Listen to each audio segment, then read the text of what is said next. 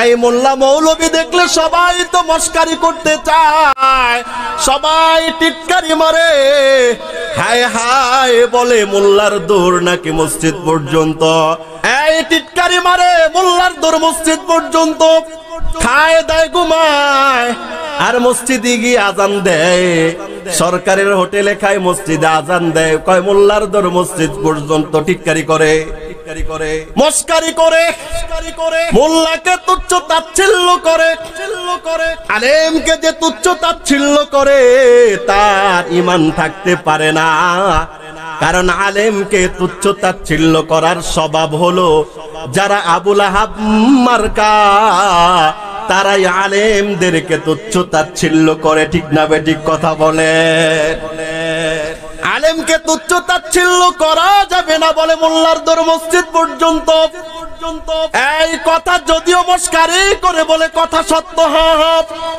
আল্লাহ তাআলা রাসূল বলেছেন মিফতাহুল জান্নাতি আস-সালাহ।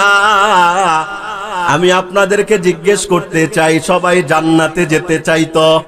সবাই জান্নাতে যেতে চাই? হ্যাঁ, সবাই জান্নাতে যাব। এই হাদিসের মধ্যে আল্লাহর নবী বলেছে আস-সালাতু মিফতাহুল জান্নাহ।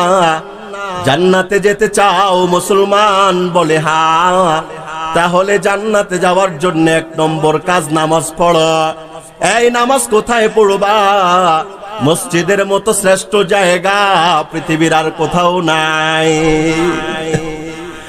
মোল্লার দৌড় মসজিদ পর্যন্ত, যার দৌড় মসজিদ পর্যন্ত তার দৌড় আল্লাহ পর্যন্ত, যার দৌড় আল্লাহ পর্যন্ত তার দৌড় রাসূল পর্যন্ত, যার দৌড় রাসূল পর্যন্ত তার দৌড় জান্নাত পর্যন্ত।